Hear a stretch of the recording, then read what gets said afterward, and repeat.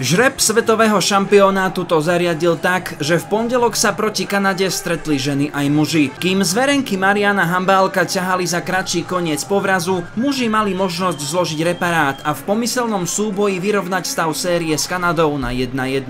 Oba týmy mali pred vzájomným zápasom konfrontáciu s Grékmi. Kým Slováci prehrali 2-4, Kanadiania mali s Juhoeurópanmi viac šťastia a po výhre 3-2 si pripísali plný počet bodov. Papierovo boli miernymi favoritmi hráči Javorových listov a úvod to jednoznačne potvrdil. Tí totiž vstúpili do zápasu in medias res a už v 6. sekunde sa na Dubnického rútil Karl Levajlí. Slovenský brankár však pokusu odolal. Začiatok zápasu v hrubých rysoch odpovedal celkovému priebehu. Nebola to žiadna hra mačky s myšou, naopak, oba celky sa dostávali do dobrých šancí a defenzívy niekoľkokrát nechali vyniknúť mužov v maskách. Slováci mali možnosť presilovej hry už v 3. minúte, keď Kanadiania nesprávne striedali. V početnej výhode naši dokázali súpera zatvoriť do pásma, gólu sme sa však nedočkali. V prvej vážnejšej šanci sa ocitol Jaroslav Martinusík, ktorý po šatkovej prihrávke skúšal strelu z otočky. Kanadský brankár Lanten však dokázal strelu prikryť. V 10. minúte sme sa dočkali až dvojnásobnej výhody,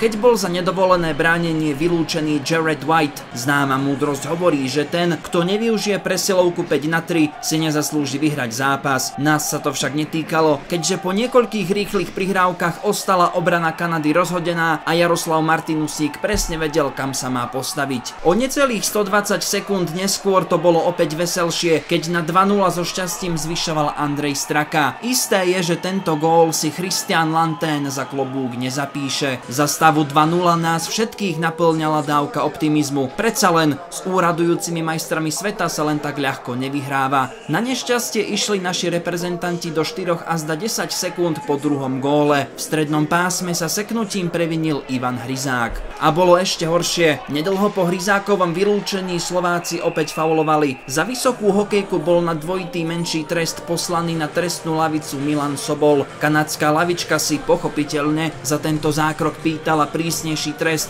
Na naše šťastie sa však arbitri priklonili v úvodzovkách len k 4 trestným minútam. Už sme dnes spomínali múdrosť o dvojnásobnej presilovke. Tu využili aj Kanadiania, keď sa bejsbalovo presadil Kyler Nixon. Hold, v zámorí je bejsbal populárny šport. Kanadiania neostali svojej povesti nič dlžní. Celý zápas hrali tvrdo, niekedy na hranici toho dovoleného. Naši sa ich nezľakli, práve naopak. Nedali sme si skákať po hlave a aj hráči v bielom počas zápasu pochopili, že si na nás tak ľahko neprídu. V 19.